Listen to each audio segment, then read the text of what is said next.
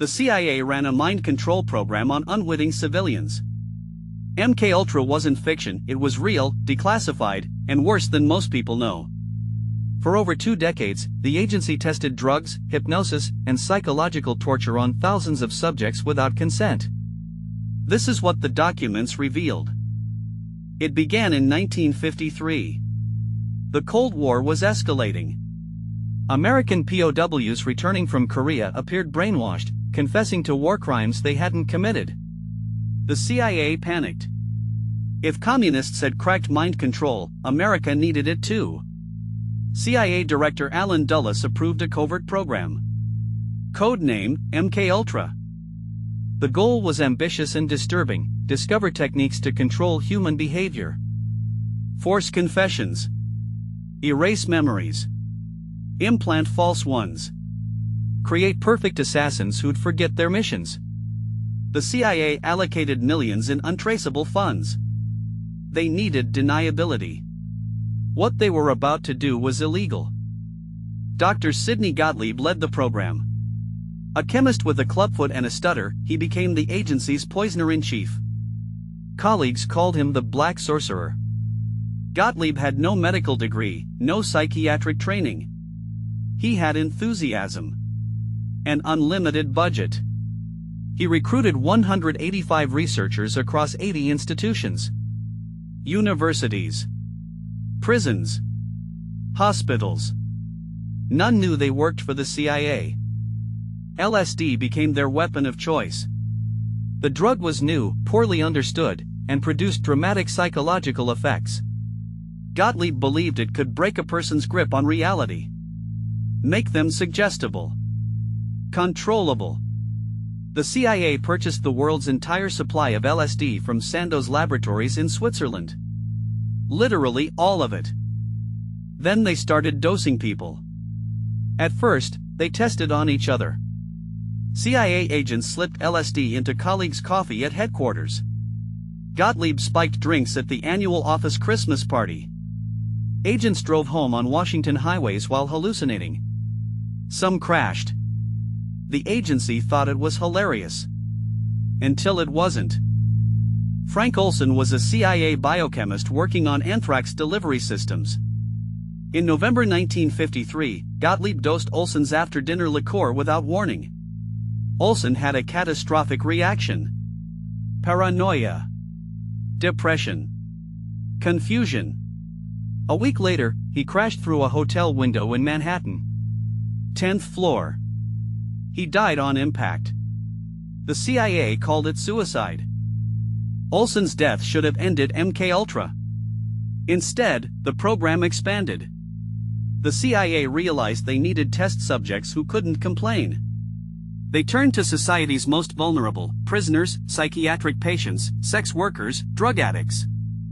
People no one would believe. People with no power. Dr. Donald Ewen Cameron ran experiments at Montreal's Allen Memorial Institute. A respected psychiatrist. Former president of the American Psychiatric Association. And secretly on the CIA payroll. Cameron believed he could erase minds completely and rebuild them. He called it psychic driving. His patients called it hell. Cameron's method was barbaric. He put patients in drug-induced comas for weeks, sometimes months. While unconscious, they'd hear recorded messages on loop. You are a good mother. You are confident. Hundreds of repetitions daily. He combined this with electroshock therapy at 30 to 40 times normal intensity. Patients' memories dissolved. Madeline Smith went to Cameron for postpartum anxiety. She emerged unable to recognize her children. She couldn't remember her husband's name. She'd forgotten how to cook, dress herself, read. Cameron had erased 25 years of her life. The CIA considered it progress. They sent him more funding. In San Francisco, the CIA rented apartments and converted them into brothels. Operation Midnight Climax. They hired prostitutes to lure men inside. Every room had two-way mirrors. CIA agents watched from behind the glass, taking notes while the men unknowingly drank LSD-laced cocktails. They filmed everything. The operation ran for a decade. George White ran Midnight Climax. A federal narcotics agent with a drinking problem and a taste for violence.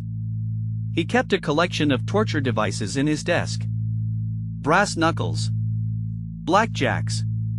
Kashas. White wrote to Gottlieb, "I toiled wholeheartedly in the vineyards because it was fun. He saw it as entertainment.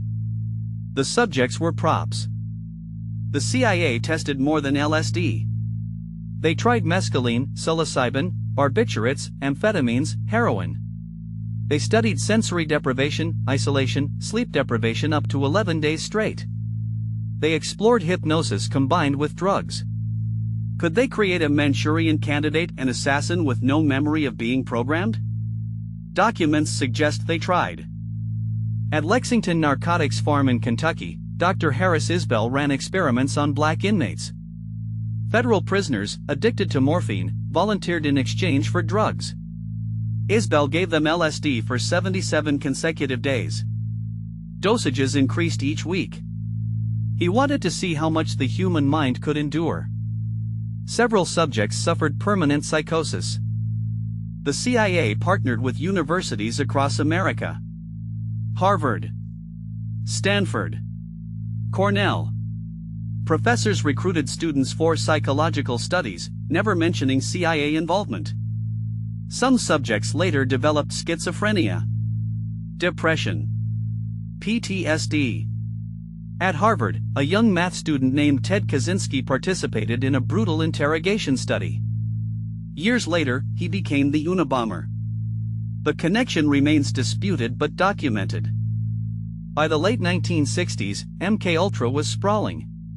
149 subprojects. Experiments in 15 countries. Budgets hidden in the accounts of legitimate research grants. Nobody knew the full scope except Gottlieb and a handful of CIA executives. Most researchers didn't know who funded them. Most subjects didn't know they were subjects. Then the walls started closing in. The Watergate scandal erupted in 1972. Americans' trust in government collapsed. Journalists started digging into CIA operations. Congress prepared investigations. CIA Director Richard Helms made a decision: destroy everything. In January 1973, he ordered all MKUltra files burned. Gottlieb personally supervised the destruction. They almost succeeded. But they missed something. In 1974, investigative journalist Seymour Hersh published an explosive New York Times article about illegal CIA domestic operations. President Ford ordered an investigation. The Church Committee was born. Senator Frank Church's team subpoenaed CIA records. The agency claimed everything was destroyed. They were lying. A CIA accountant found 20,000 pages of financial records misfiled under a different budget category. Gottlieb had missed them. These documents listed payments, dates, locations, researcher names. Enough to reconstruct the nightmare. In 1975, the Church Committee held televised hearings. America watched in horror as CIA officials testified about dosing citizens with LSD. CIA Director William Colby admitted MKUltra's existence publicly for the first time. He called it regrettable. He claimed the program ended in 1973. Documents suggested otherwise. Subprojects continued into the 1970s under different code names. How much continued even longer? We don't know. The evidence burned. Victims started coming forward. Val Orlikow, Linda McDonald, Velma Orlikow. Women treated by Cameron who'd lost years of memories. They filed lawsuits. The CIA settled out of court with 77 victims. Payments averaged $75,000. The government admitted no wrongdoing. Most victims never knew they were part of MKUltra. How many total subjects? Estimates range from 7,000 to 20,000. Frank Olson's family fought for decades for the truth. In 1994, his body was exhumed. A forensic team found evidence contradicting suicide. Blunt force trauma to the head before the fall. A CIA assassination? Possibly. Eric Olson, Frank's son, believes his father was murdered because he knew too much about biological weapons programs. The CIA denies it. Gottlieb retired in 1973. He moved to India, then California. He spent his final years raising goats and tending a garden. He never expressed remorse. In rare interviews, he defended MKUltra as necessary Cold War research. He died in 1999, taking countless secrets with him. No criminal charges were ever filed against him or any MKUltra researcher. The CIA claims it learned from MKUltra. Claims it reformed. But questions linger. Documents remain classified. In 2018, researchers discovered previously unknown MKUltra subprojects in declassified files. New victims emerged. How complete was the destruction Helms ordered? What methods did the CIA keep? What's still hidden? MKUltra's legacy shaped American paranoia permanently. Every conspiracy theory about government experiments references it. Why? Because this one was real. Documented. Admitted. The program proved that yes, the CIA drugged citizens, erased memories, destroyed lives. If they did this, what else? That question haunts us. Some MKUltra techniques entered mainstream psychology. Sensory deprivation tanks. Certain interrogation methods. The line between Cold War experiment and legitimate research blurred. How much of modern psychiatry traces back to unethical CIA funding? We're still discovering connections. In 2010, a Guatemalan syphilis study was revealed. The same researchers. The same era. The same funding sources. Today, MKUltra stands as a warning. What happens when intelligence agencies operate in absolute secrecy with unlimited budgets and no oversight? The program violated the Nuremberg Code on human experimentation. The very principles America used to prosecute Nazi doctors. Yet no American official faced trial. No systemic reforms prevented repetition. The victims of MKUltra deserved better. They deserved informed consent. They deserved treatment, not torture. They deserved truth, not cover-up. Most died without knowing why their lives shattered.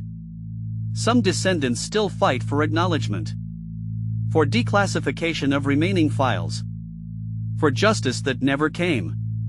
MKUltra wasn't a theory. It was real. And that makes it more terrifying than any fiction. If you want to see more declassified secrets brought to light, subscribe. The truth deserves witnesses.